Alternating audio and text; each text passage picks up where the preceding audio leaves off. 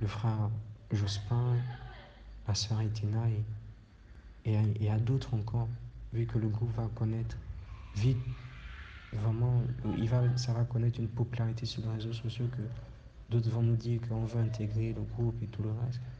Il y aura d'autres personnes qui vont intégrer ce groupe-là, quoi.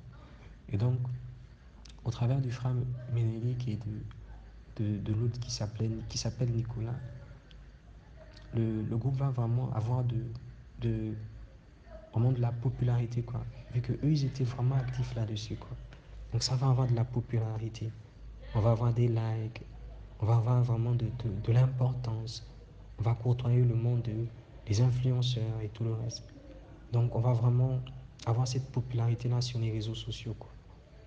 Popularité qui va vraiment valoir, qui va attirer des filles, qui va attirer des femmes, qui va attirer ce genre de choses, quoi. Et là, c'est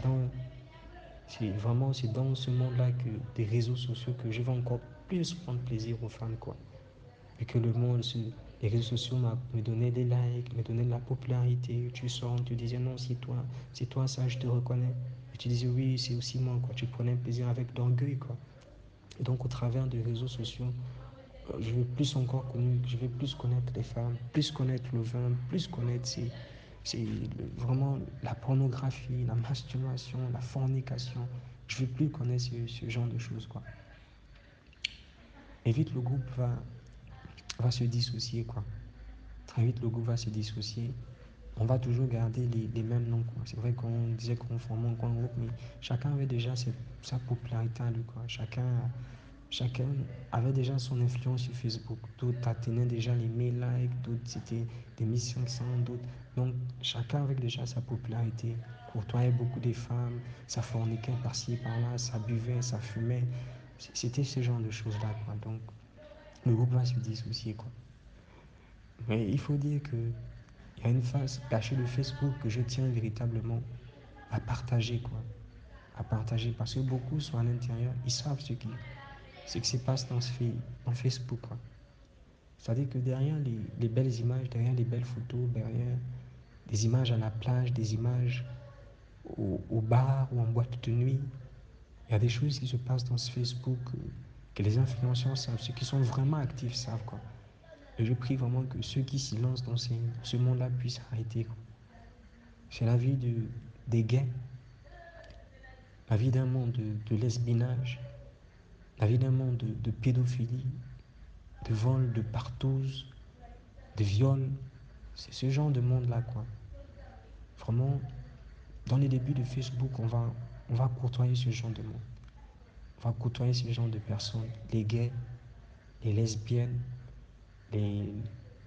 c'est vraiment ceux qui se livrent souvent même à la prostitution, juste pour avoir des likes qui te collent, juste pour avoir une photo avec toi, qui est prête à coucher avec toi. Les jeunes filles qui perdent leur virginité, juste pour faire des photos juste pour que des photographes, quoi, des photographes, ceux qui faisaient des shoots, puissent leur prendre en photo, puissent poster leurs photos sur leur compte, puissent vraiment leur donner un peu de la popularité. Et donc là, on va connaître ce genre de monde-là, quoi. Et ça va nous aider encore à avoir plus de popularité. Parce que tu voyais souvent des influenceurs, quelqu'un qui est influenceur, il a 1000 likes et tout le reste. Il fait des dessins, il dessine sur des photos, il poste, il a des 1000 likes. Tu veux vite côtoyer ce genre de personnes.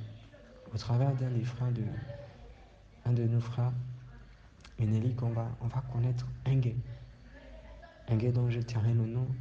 On va connaître ce gay-là, on va commencer à le côtoyer. C'est pendant les débuts, toi, on tenait souvent ce genre de langage. Non, bon, je vais jamais marcher avec un gay. Je vais jamais être à côté d'un gay. Jamais être à côté d'une lesbienne. Encore les lesbiennes, souvent, disaient, bon, ça va, je vais jamais le faire et tout. Et très vite, le langage va changer, quoi. C'est comme s'ils avaient cette faculté-là où je pense que c'est l'esprit qui est en eux, qui corrompt ton esprit, quoi. C'est comme la Bible dit, ne vous y trompez pas, les mauvaises compagnies corrompent les bonnes mœurs. Donc on va courtoyer ce monde-là. Souvent on faisait des sorties, des fêtes, des soirées. Tu te disais que bon, je suis influenceur, je suis buzzmatic, peut-être qu'il y aura des filles là-bas. Donc il y aura beaucoup de filles, on va jouer, ça va fourniquer tout le reste, quoi. Et souvent, on partait, on était que entre hommes, quoi, entre gays. Il faut dire qu'on connaissait déjà ce genre de monde, qu'on les connaissait presque tous, quoi. Donc, on partait, on était que contre hommes, mais si tous c'était que des gays, quoi. Que des gays. Dehors, tu vois que ça change le langage, quoi. Ils prennent un peu un langage un peu plus, vraiment un peu homme, quoi. Mais entre nous, c'est des langages un peu efféminés, qui prennent un peu des noms efféminés, tout le reste.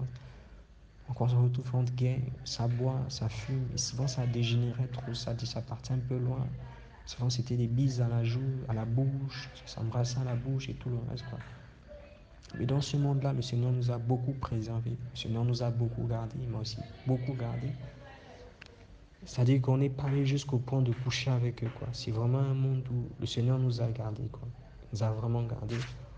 Je n'ai pas couché avec eux, j'ai pas couché avec un homme et tout le reste. Dieu nous a vraiment préservés, quoi. Je me rappelle une situation, on devait se rendre au beau séjour avec le frère Ménélique. Vu qu'il y avait une fille sur Facebook qu'il avait invitée, tout le reste, on devait se rendre au beau séjour, donc on a allé. Et là-bas, au beau séjour, on appelle la fille en question, mais c'est un frère, un petit. Elle a dit qu'elle devait envoyer un garçon venir nous chercher. Là, c'est un jeune qui vient et qui nous cherche, il vient nous prendre et on part là-bas, quoi. Et à la maison en question, on trouve un des gars qu'on connaissait, quoi. Un gars qu'on connaissait. Et là, il est entouré avec plusieurs personnes, quoi. Eux aussi, c'est des gars, quoi. C'est des gars, donc là, on va attendre, on va patienter et tout. Et quand on voit que la fille ne venait pas, on voulait déjà rentrer et tout. Vont nous proposer, mais vous aussi, vous ne suivez pas, on rentre vite là et puis on se fait ça vite, quoi. Et puis c'est tout. Puis il y a de l'argent et tout le reste, vu que c'est qu'il a aussi avait vraiment de l'argent. Et la plupart des prismatiques sur Facebook qui couchent avec ces gars, c'est pour de l'argent, pour acheter des téléphones, ce genre de choses, quoi. On va refuser, on va refuser. Ils vont essayer de toucher, de faire des attouchements, on va refuser et tout. C'était en plein noir, donc on va refuser, on va dire qu'on va rentrer vu que la fille ne vient pas. Et là, on va rentrer. Sur le chemin de retour, je pense qu'on avait posé la question à celui qui nous avait accompagnés à la maison, mais comment t'as-tu fait? Comment t'as-tu fait pour coucher avec ces hommes-là, quoi? Il disait non, moi je bois, je me fume, je me drogue, et puis j'y vais, quoi. Il se disait que nous aussi, on pratiquait ce genre de choses, vu qu'on les connaissait, qu'on pratiquait aussi ce genre de choses. Et vraiment, Dieu nous a préservés, quoi. Donc on va le laisser et puis on va retourner. Donc c'est vraiment pour montrer la face cachée de Facebook, quoi. La face cachée de ces influenceurs-là, surtout au Gabon, quoi. C'est vraiment actif, quoi. Les jeunes filles qui se livrent à la partouze, qui se livrent vraiment à la prostitution, juste pour avoir des photos, juste pour avoir des likes, qui perdent leur virginité, qui perdent ceci, qui perdent cela. C'est plus concentré à l'école. On part à l'école, on est bourré, on part à l'école, on est sous, quoi. Tu attends que 13 heures pour aller te rencontrer au rond-point d'Awenji ou bien à la plage, pour faire les photos. Vraiment, c'est dans cette atmosphère-là qu'on a grandi, quoi. Et à l'école, vraiment, ça, personnellement, ça n'allait plus chez moi. C'était vraiment, je pars à l'école, je suis bourré. Je reviens à la maison, je suis bourré. Chaque fois, je partais souvent à l'école juste pour boire et tout le reste. J'attends 13 heures, je suis bourré. Et les réseaux sociaux m'avaient encore donné cette petite popularité. Donc, ça couchait, ça forniquait à l'école et tout le reste. Et je prenais plaisir à ce genre de vie, quoi. Je voulais juste être bourré et puis revenir à la maison, quoi. Donc, c'est dans cette atmosphère-là que je vais avancer, que je vais grandir. Les réseaux sociaux vont me donner une popularité et je vais me sentir important, quoi. Et c'est durant les vacances de première à terminale que le déclic va commencer, quoi. Je pense même, avant même la fin d'année, avant de la fin de la période de terminale, le Seigneur va commencer déjà à travailler, à transformer, à interpeller la vie des frères, des sœurs, quoi, avec qui on était dans cette vie-là, quoi. Le premier, ça va commencer avec Jérémie, quoi. Le frère Jérémie va nous dire, les frères, bon, moi, je ne veux plus continuer dans cette vie. On va apprendre que mon frère, lui, ne veut plus continuer dans cette vie, il veut changer, il va avancer avec le Seigneur, quoi. Ah, on dit, ah, Jérémie qu'on connaît là, non, c'est pas possible.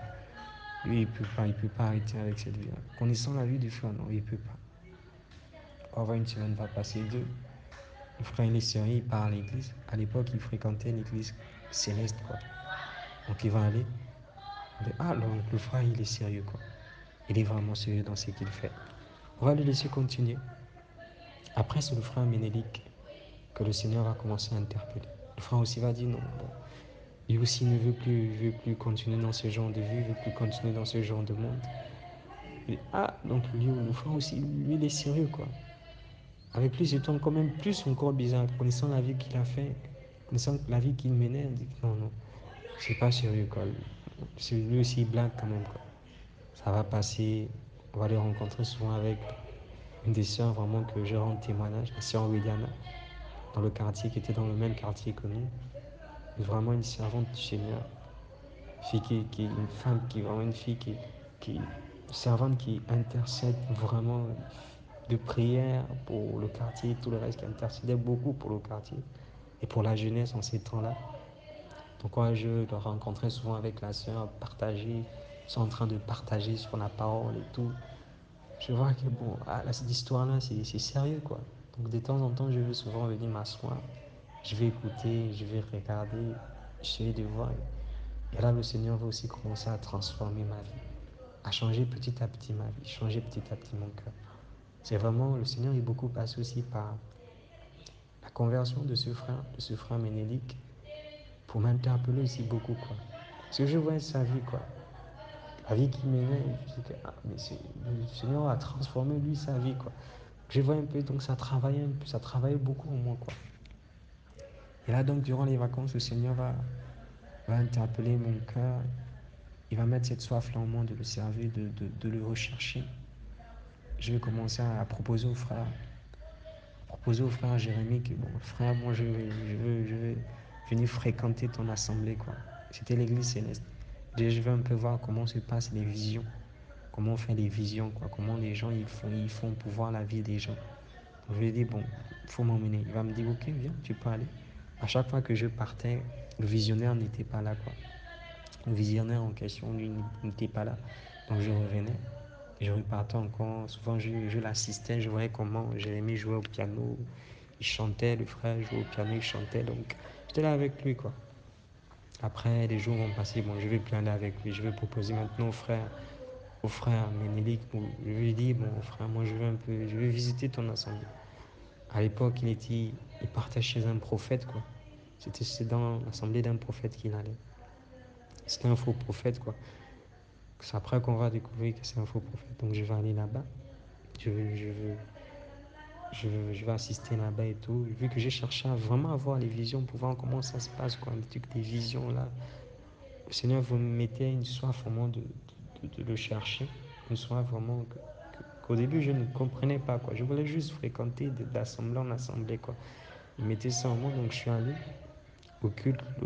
Le prophète, enfin, il va faire le culte. Après, à la fin, il va commencer à prophétiser. Il va dire, ah, toi, on veut te tuer. Dans ta famille, on veut te tuer. C'est à moi qui prophétisais, quoi. On veut te percer les yeux pour que tu ne puisses pas passer le